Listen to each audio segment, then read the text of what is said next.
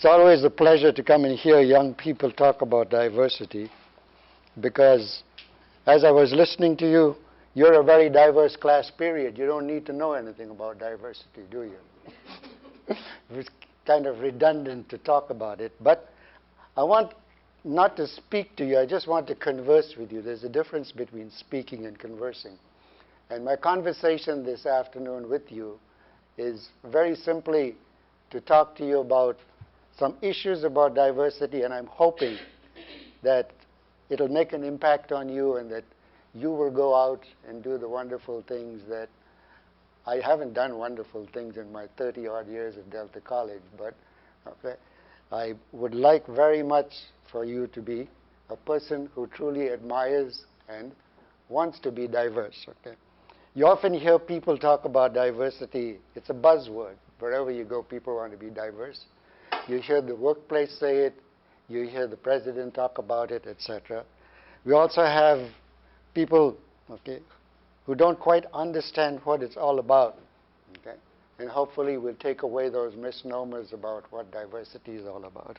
And finally, it's very important in today's changing world that people understand what diversity is all about and do something about it. We often talk the talk, but we just don't walk the walk. All right? And I'm hoping that you as young college people, you're going to graduate soon, that you will be somebody who will not only just talk, but you'll also do the walk. Okay?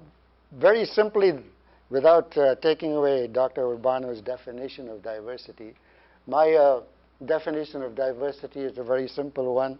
It simply says, okay, diversity is to understand, acknowledge, and tolerate differences. Okay? That basically is what it's all about. Okay? And when we talk about diversity, we're looking at differences. Some of the misnomers about diversity, very simply, are this. Many people believe that diversity is just ethnicity, and ethnicity is based on the idea of race. So many people would say, I know everything about diversity because some of my friends are from India. I'm from India, incidentally. So they tell me, I have Indian friends, and I go, whoopee, all right? Okay? Not to be crude about it, but I keep thinking, well, there are people who come from other ethnicities. There are people who are African American, people who are Chinese, etc. And that's just one aspect of diversity. We need to get away from the idea of ethnicity.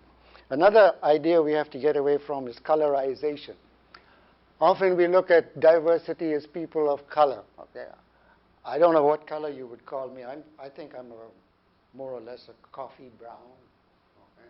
And people sometimes mistake me for some identity. Some of my students often walk up to me and say, aren't you Mexican? And I go, well, if you feel I am, so be it. All right? And my wife is African American, and she has a difficult time relating to my family in India because they think she's from Mexico because they haven't seen too many people from Africa. And I remember when I took her to visit my family for the first time, my father, who is deceased now, looked at her for 10 days and never spoke to her. And then finally one day, when we were not there, he approached her and he asked her, is the rest of your family from Mexico? Okay. And she had to explain to him that she wasn't from Mexico because he had never seen anybody who was dark-skinned, particularly from the country of the United States. He had seen African people, but never somebody from the United States. The other one we also have is the idea of diversity of beliefs. Okay? Many people say, oh, I'm a very good person with diversity because some of my best friends are Muslims. All right? So, okay, you have a couple of Muslim professors here at the college. Just because you know them doesn't make you diverse. As I tell my students, I have 150 of them at Delta. I tell them just because you know of somebody from India doesn't make you a diverse person because there are so many ramifications of people from India that it doesn't make us diverse. And the common statement that most upsets me the most is when people come up to you and they ask you. In my case, they would come up to me and say, you're from India? And I go, yes. They say, do you know Dr. Singh?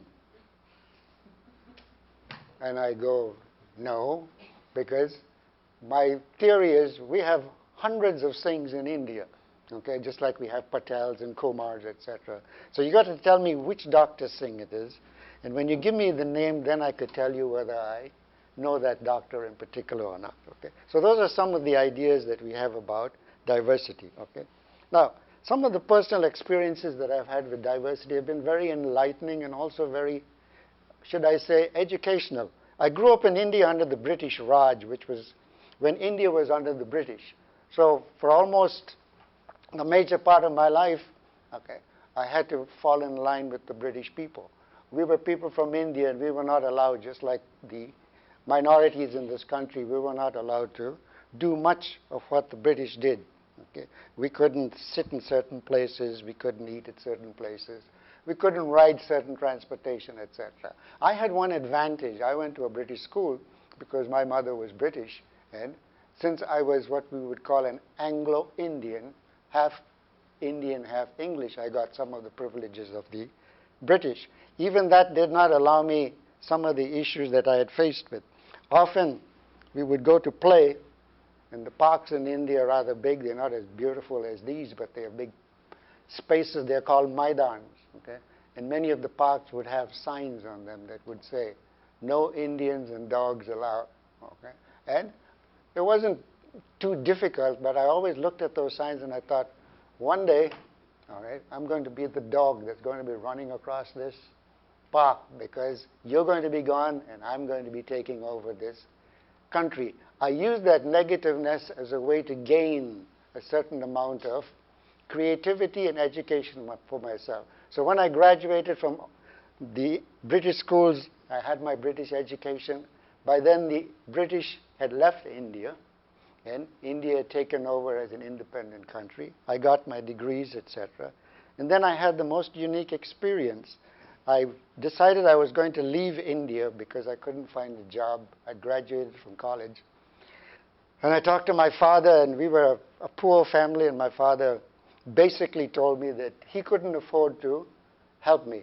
All right? And I said I wanted to leave. And he said, "How are you going to leave?" And I said, "I'll find a way." So what I did was, okay, I applied for a scholarship, and in 1960 I left India, and I got a scholarship to the University of Rome in Italy. And I came to Rome in 1960, and for 4 years I studied in Italy and got my degree in philosophy. And while I was there, I had the unique opportunity of experiencing European culture, which was completely alien to me. I knew British culture, but Italian culture was quite different. And then as I traveled in Europe, I got to see the other kinds of culture and how people treated each other. I learned a couple of foreign languages, and that helped me become a person who was able to blend in with the culture. And then came the biggest part of my life, when somebody came to the college at the university and offered me a job in Saginaw, Michigan. Okay? And I came to this country not knowing where Saginaw was, didn't know what Michigan looked like. And I came here and I started my teaching career. And when I came to Saginaw, Michigan to teach, I had another unique experience. I was taken around the city, and I was offered a teaching position in a Catholic school, and they said, "Pick a school." Okay? And I looked at the school. It looked rather interesting, and I picked it. And it was a school that today, for those of you who live in Saginaw or know Saginaw, was an elementary school right in the middle of what we would call the hood. Okay? Called Sacred Heart Elementary School. And that's where I started my teaching career as an elementary school teacher. I taught there for 10 years. I lived in the neighborhood too. And then I graduated to the west side of the county. I went to Bridgeport and I taught there for 6 years. And then finally I came over here to Delta, and I've been teaching here for the last 32 years. And the unusual part about it is I live in a neighborhood that few people truly have a positive image of. I live right in the middle of the east side of Saginaw, in the most deadly part, and I've lived there all my life. And I've lived there basically because I want people to know that diversity is living with people and getting along with your neighbors. Most of the neighbors I grew up with have left because of fear. Okay? I'm not leaving. And I said, the only way I will leave the east side of Saginaw is feet first. They'd have to carry me out. Okay? And I have experienced the negativeness of it, and I still believe it's because of that negativeness that keeps me teaching for Delta College at the two centers. I teach at Ricker at night, and I teach at the First Ward Community Center on the other side of town. And I've been doing it for 30 years, and my greatest fear is that the moment I retire, I'm 72 years old, the moment I retire, they will close those centers, and that I cannot see being done because our diversity is needed there. We have all kinds of people who live there. We have drug addicts, we have ex-felons, we have divorced parents, we have young men who have no, and I heard you, and I hope you work it out, foster parenting, etc. And that kind of diversity is what challenges me to do what I do. It's not the money, and it's not the prestige. I just feel that this is my calling of diversity, to educate people the way I am supposed to, and to teach people that the East Side does have its negativeness, but it's not necessarily as bad as it. Yes, I remember an article being written in the Collegiate, and some of you might have read about it last year, where somebody dissed the neighborhood, excuse the word dissed, the neighborhood, by telling us that he was sitting in his home on Lapeer Street and he could hear gunfire and he couldn't do his homework. And my response to that was hogwash. Okay? That's a great deal of baloney. Okay? I've lived there.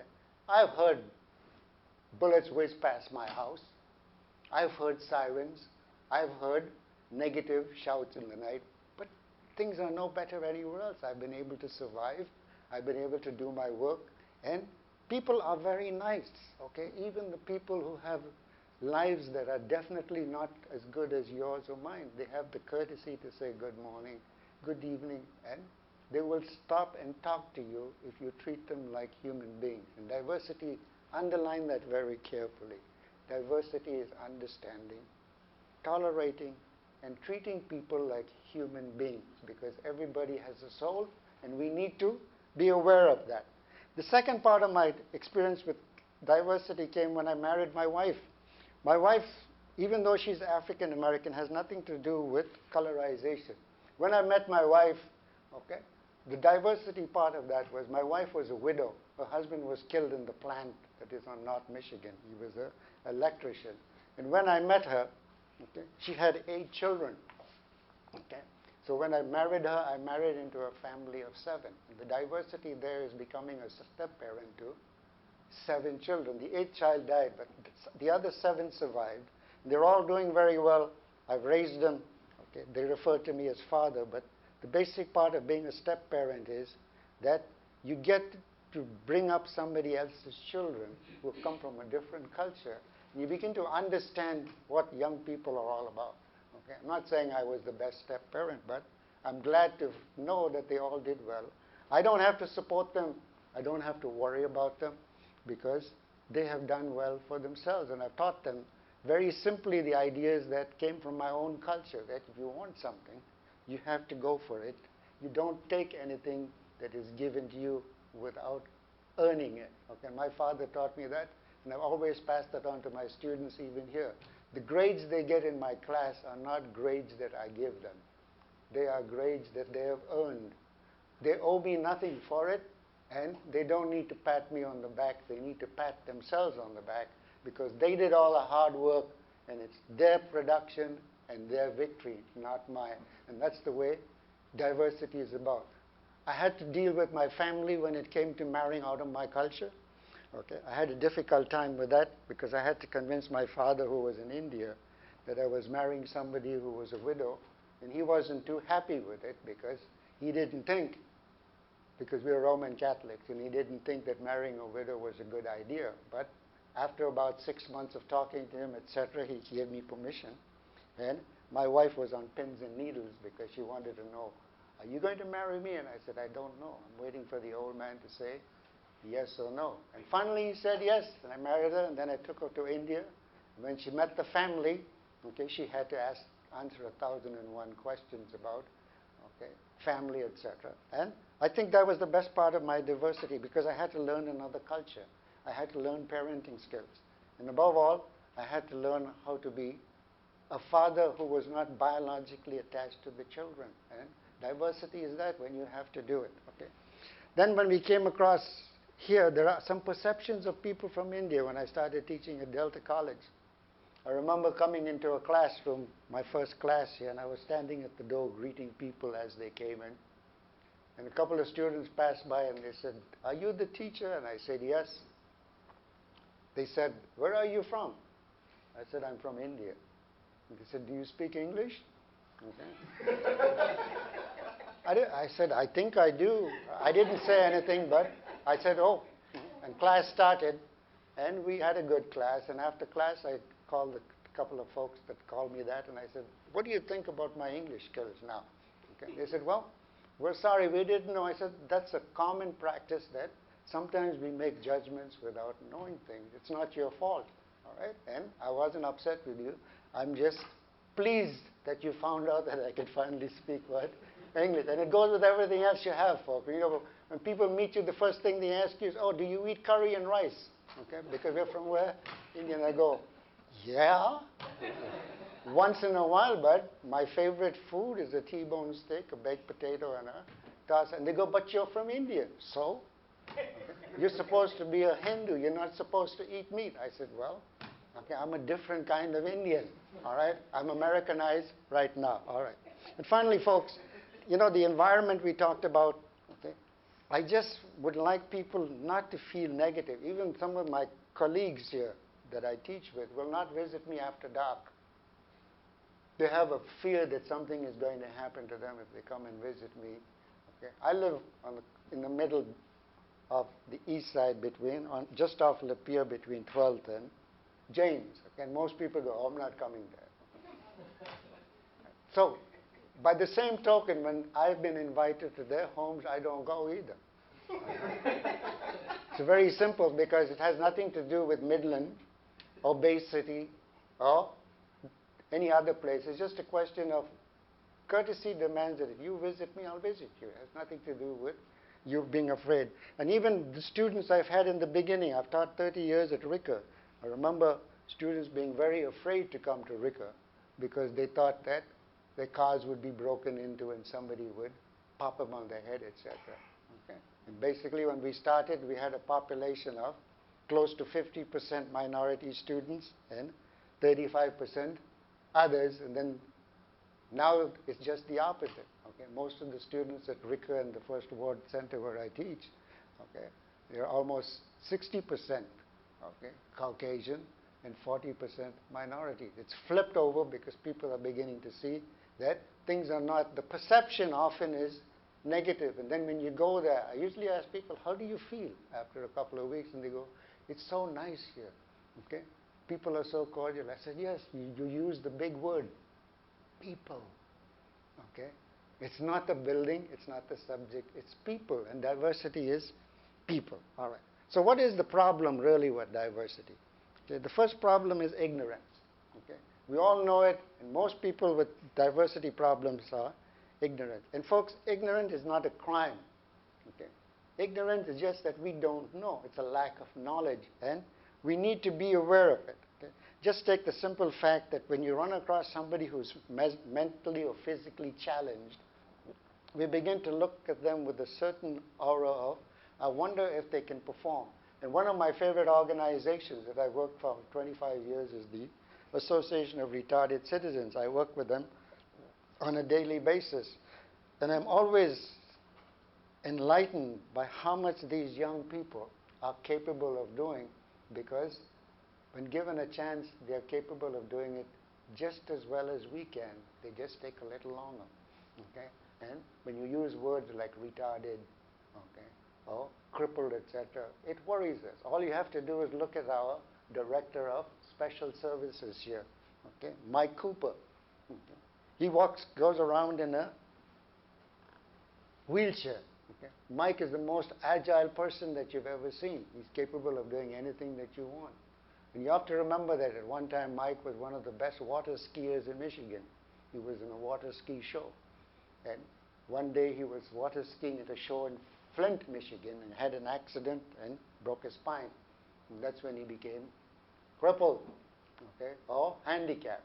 But Mike doesn't let that handicap stop him Because if you notice on any warm summer day, if you look up in the sky, you'll see Mike flying his homemade aeroplane. All right? And people go, "Hey, does he do it?" Yes. They place him in his homemade aeroplane, and Mike flies all over the cities. Okay? And there's a person. You see other people. I have friends, okay, who work at different places. Okay? They're slow, but the ignorance is, give me a chance and I'll do it. Okay? So when you see people who are handicapped, okay, when you see people who are physically challenged, okay, and when you see people who have any kind of disability, remember, it's just a question of I don't know, I'm going to ask. All right? If you went to India, for instance, okay, and you asked Mother Teresa why she took so much time to spend with the poor people of Calcutta, and why she was greatly in love with the lepers of India, she would have told you, whenever I see a leper, I don't see a person who is diseased. I see a human being who needs my help. Okay? And that basically is what we need to do. Just ask. That's what people need to do.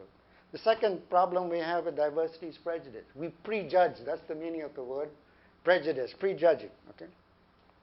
For instance, okay, when we talk about immigration in the United States, okay, we tend to prejudge people who come here as job grabbers. They came across the border to take my job.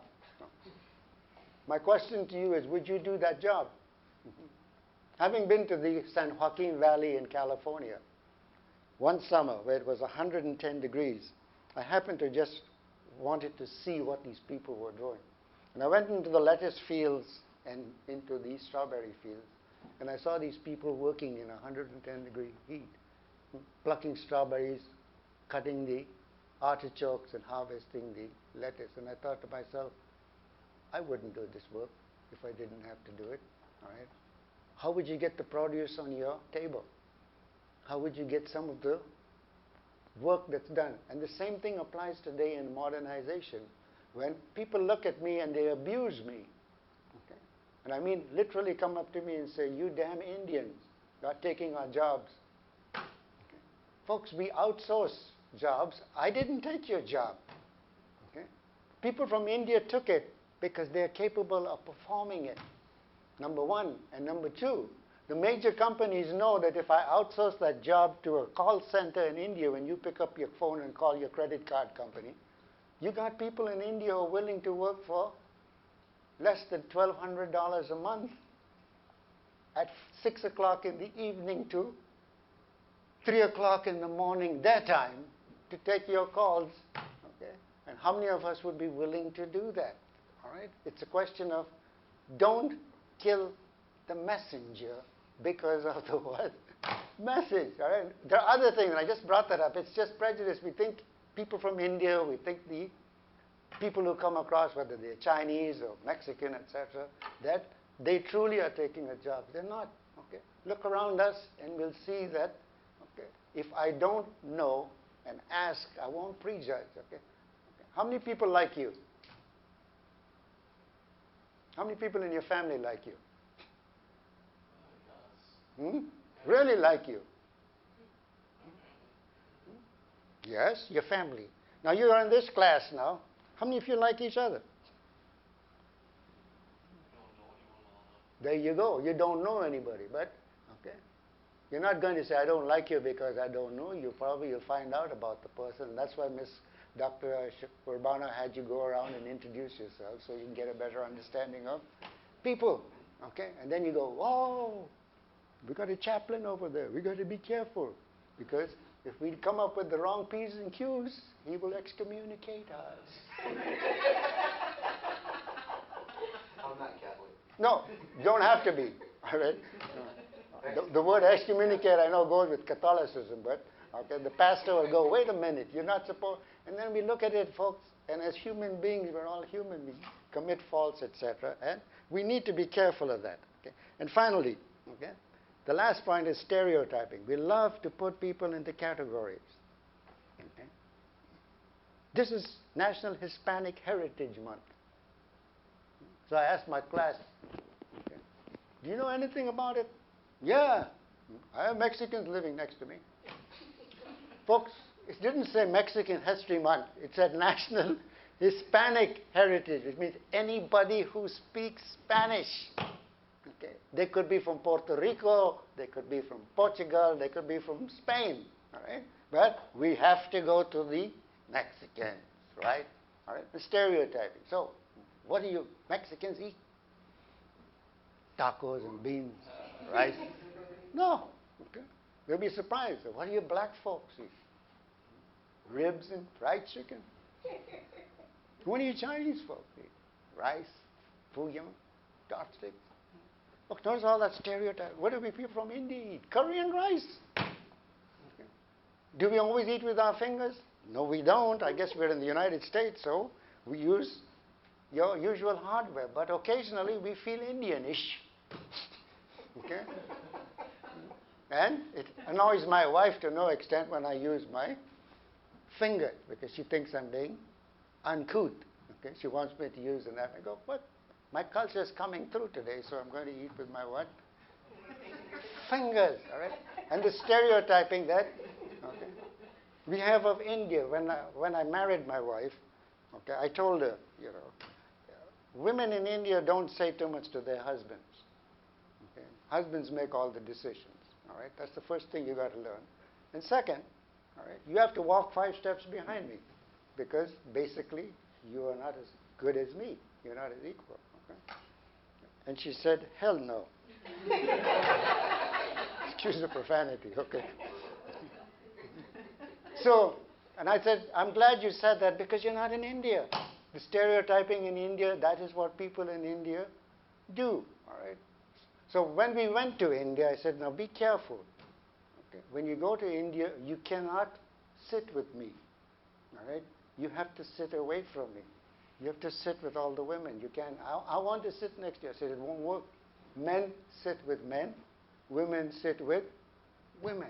First thing you got to know. Second, if I leave and I'm going out with my cousins and my brothers, you're not supposed to ask me where you're going. Women don't do that in India. Men do as they please. So she said, all right. So we go to India. What does she do the first thing? We were going out to a bar and she goes, where are you going? And my sister came around the corner and she says, don't ask him that. You're not supposed to. Okay? He's going out. Let him go. When he'll come back, then you'll be all right. She wanted to sit next to me and hold my hand. You can't hold my hand. Go over there. All right? Okay? Now, folks, the stereotyping is, here we do it. All right? And you'll notice folks from India here follow their tradition. You rarely see people from India, men and women walking together. You rarely see them showing signs of affection. And the stereotyping is just a question of, we create this mold and we truly believe that, okay, that happens. All right? You notice Seventh-day Adventist people, if you go into nursing, they will not take a blood transfusion. Okay? It's not stereotyping, it's their religion. You got to respect it. All right? If you have a Middle Eastern woman, okay, she will not allow herself to be examined by a male doctor unless there's a female present. That's not stereotyping, that's culture. Okay? And we have to understand these things when we go into the various professions that we have. And finally, folks, okay, what are you and I going to do about this? First, okay, spend some time learning. Learning is a wonderful aspect of life. The more you learn, the better the knowledge you get. Okay? I remember when I first came to this country, okay, I had to learn, okay, a few parts about American culture. Okay? And one of the aspects of American culture that I had to learn was that, okay, people here have a tendency to call you by your first name.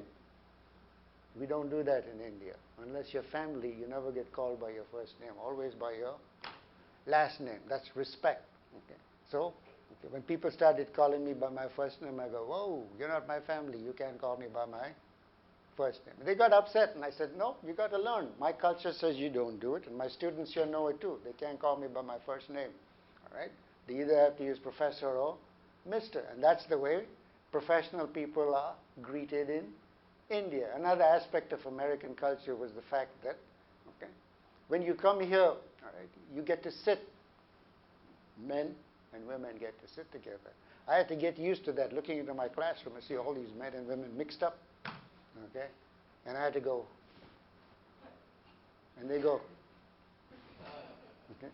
And I said, aren't you supposed? No, no, no. All right. In America, we what? So in India, still today, they don't. Okay. The women sit on one side and the men sit on the other side. And I also had to tell them that they could not approach me. Now they can. Okay. But in India, you don't approach your professor's desk. It's a part of learning that this part is all his. You have to stand there and you have to talk to him or her and ask permission to talk. You just don't go up to the professor and say, I want to talk to you. If I got time, I will talk. These were some things that I got used to. And at Delta, I noticed people actually don't even dress like professionals. Nothing against your professors. Okay? This is the normal get-up for all of us. Okay? You wear a necktie and a jacket. That's the British way. And as long as I've worked at Delta College, I've always worn a necktie and what? Okay? People go, but you can wear, no, you can't wear blue jeans because that's not my culture. Okay? Americans do it. Your professors probably come to class looking worse than you do. All right? Some of them anyway. They need a, and I look at them and I go, you can't have a cap on. You can't go to class with a cup of coffee in your hand. Those are all aspects of culture that are okay in America, but they don't work somewhere else. And you got to learn to let students now have a bottle of Mountain Dew, correct? All right, so learn, folks. And if you don't know, ask. Second, okay, be respectful. Okay, respect is such a common factor. You notice people in India, I use my culture more often. Okay. When we meet you, we don't shake hands. We put our hands together and go namaskar. And notice this is a type of respectful sign, namaskar. Okay? The reason you don't touch people is because your hands are sacred. The only people who touch your hands are people who are close to you, your children, your family, etc. Because you eat with this hand, you do everything with this hand, and therefore it's sacred, so other people are not supposed to touch it. Here you go. All right. What's your name? Brian. Okay, Brian. Hey, Brian. Meet Brian. And what? Right away we do what? Out goes the what?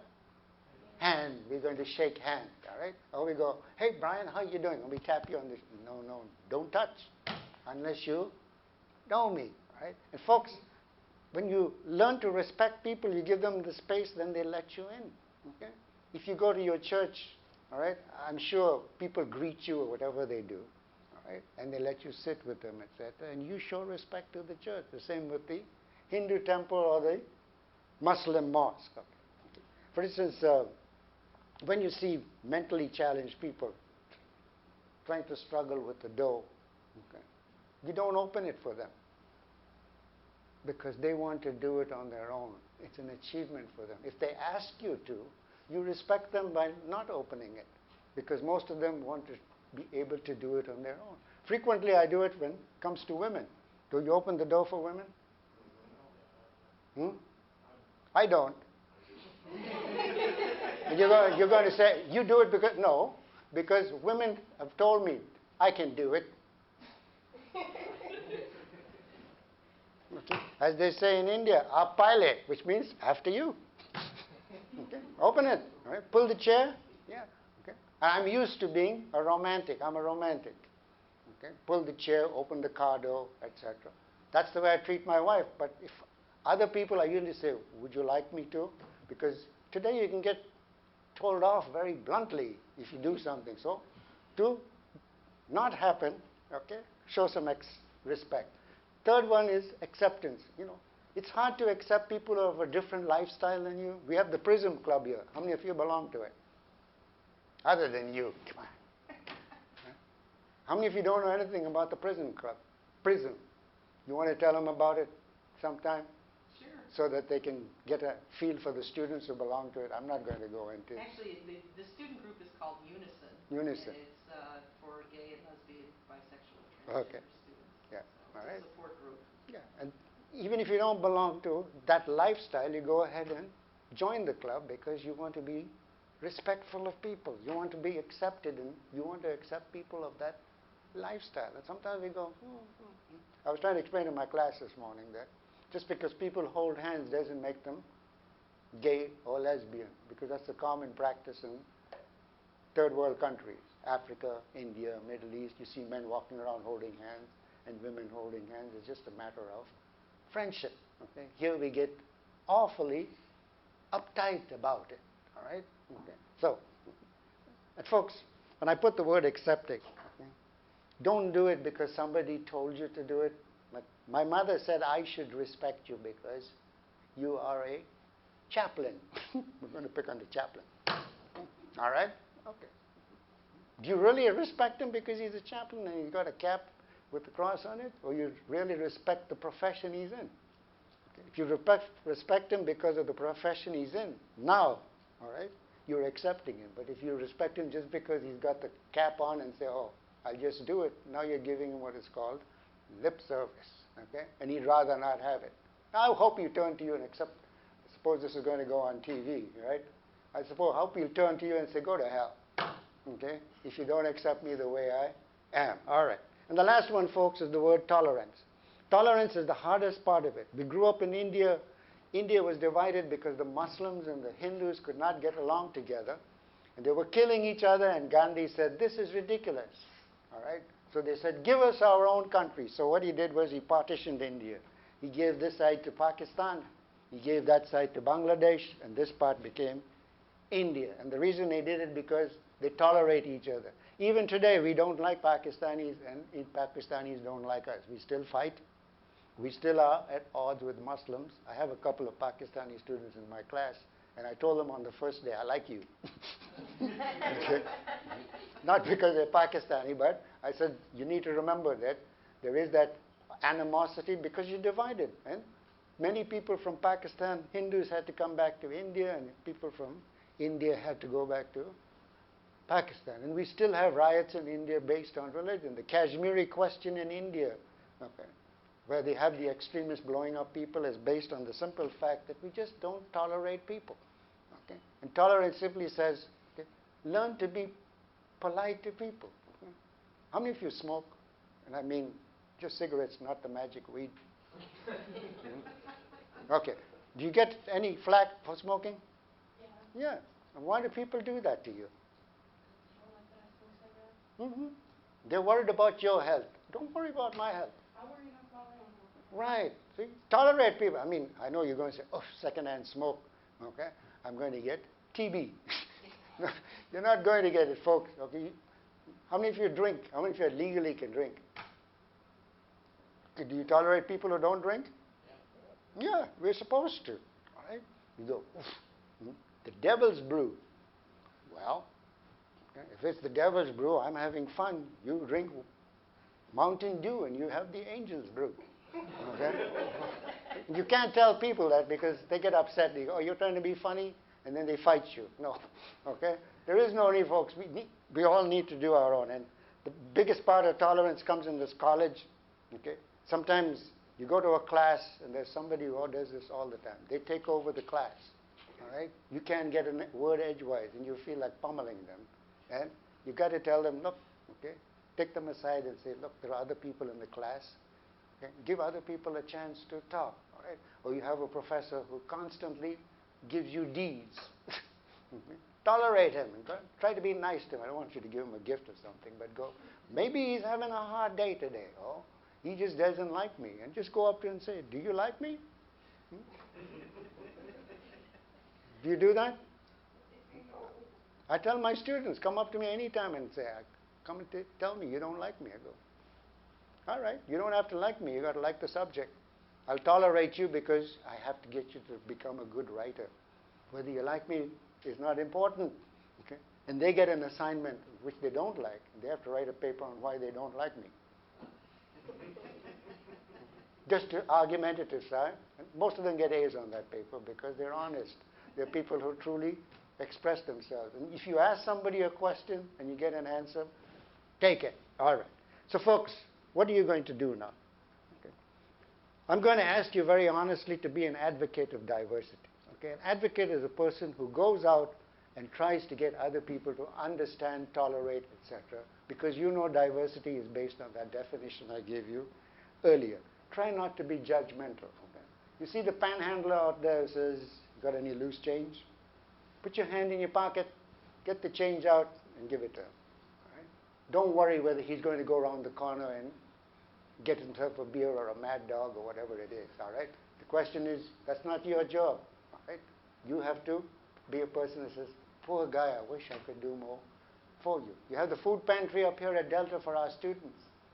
and you have a can of soup or a box of macaroni that you want to give to them, okay, give it because you know there's a comrade of yours who doesn't have enough to eat, and therefore he or she needs to go to that food pantry and get it. And what you're doing there very basically is you're being a good role model of diversity because you're feeding somebody who is hungry. The college has many programs. Okay, we've got the Tombstone Project coming up shortly, where you're going to look at the tombstones in the courtyard of all the women who lost their lives because of domestic violence. And as you walk there, think to yourself, you will not be a person of violence. You'll be like Gandhi, who said it's possible for all people to live in peace. All right? And that's what you go and you think. I think one of the aspects that my father always taught me was you never raise your hand to a woman. Because as a man, if you do it, you're not a man. All right? Okay? It has nothing. Even if the woman pummels you, you just go, okay. Just, okay. Stay away from it. Next, try to be understanding. Okay? You notice when you see women with the burqa or their heads covered, okay, you have a tendency to stare. Okay? Don't stare. Because that's not you. Okay? It's there. He's got on a hoodie. Take a look at him. How many of you are looking at him? You see people walking around with a hoodie and you go, well, it's cold, you need it. All right? You see somebody with body tattoos, what we call body piercings. Okay? It's a form of art. Don't stare. Just say, well, cool, man. Of course, be sure they asked you. Don't just walk up to them and say that, because you might get slapped or you might get... All right? I think that it's wonderful to see people with all these body art, etc. I go, wow, that must have hurt a hell of a lot. All right? But it's you. Okay? So try to be honest. You notice, even when people ask you silly questions, okay, give them the benefit of the doubt and give them an answer. All right? Next, you can make a difference, and you can make a difference by trying to be the Statue of Liberty. You know that Statue of Liberty? You've seen it, haven't you? Even a picture of it. That statue was the symbol of diversity for America. It's a symbol of freedom. And if you go to that statue, go to Ellis Island, you'll notice the quotation under it. It says, give me your, what? Mm-hmm. People came from other countries because we were the land that offered them opportunity. All right? I want you to be a Statue of Liberty. You hold the beacon of hope for people. You tell people, okay, I'm going to teach you diversity in a very simple manner. Okay? And when you do that, folks, it becomes very simple. And there are the famous 3 R's of diversity. The first R is called diversity is real. You're not going to get away from it. Secondly, diversity is relevant in today's world. There's no way we're going to say it's not going to exist. Given the number of people coming into our country, all right, and the different kinds of lifestyles we have, etc., and the job outsourcing and the job insourcing, etc., we're going to have to be aware of it. And finally, okay, diversity in this country is reachable. Okay? We're going to get there. It might take us another decade, but we're going to get there. And okay, finally, here's the transformation I want for you. Okay? I want you to believe that you are worthy of having a rich and abundant life because you get along so well with others. Life is what you do for others, not for yourself. And the more you get along with people, you have richness. It's not money, it's not power, and it's not prosperity. Second, positive thinking, okay, of your actions, okay, will open the way to prosperity. The more positive you are, the more prosperous you'll become. You're all going to get an A in this class because you believe that you're going to do it. Okay? And if you believe it, it'll happen. And when you look at people, you say, look, I'm going to help so-and-so. I'm going to do this for the old people. I'm going to do this for children. I'm going to do this for a cause I have. Okay? That positive thinking will make you a prosperous person. Okay? Next, as a person who believes in diversity, share what you have. Diverse people share. They're not selfish. We're not talking about material goods, but a kind word, a slap on the back, okay, a smile, okay, an applause, right? A good word. All those things make for diversity. Okay? You see a person, I think there are some truly severely handicapped people who go around Delta College trying to get a degree. When you see them, stop and talk to them and congratulate them and tell them that you really feel a sense of pride for them because they're doing something. Or you have somebody like the young lady here who's pregnant, right? Take care of her because she's got another life in her, all right? And that's important. Okay? You do that for her, and you'll be very happy. And finally, bring love into everything. Some of us are afraid of love because we truly believe that if we love, okay, we'll lose. Right? We're willing to love a man or a woman who's going to dump us. We're willing to love somebody who's going to hurt us. We're willing to love somebody who will do something negative to us. But then all the people in this class, you love each other because love simply says you have a great affection for each other. And you truly want people in this class to succeed. I tell my students, there are 20 of you in class. All 20 of you have to pass. If one of them fails, you're responsible and I'm responsible. Because it cannot be a me anymore. It's an us. A class is a group of people working towards a common goal. All of you have to succeed. I'm going to leave you with a simple quotation.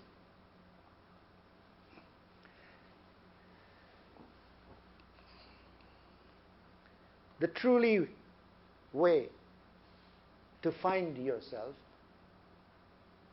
is to lose yourself in the service of others.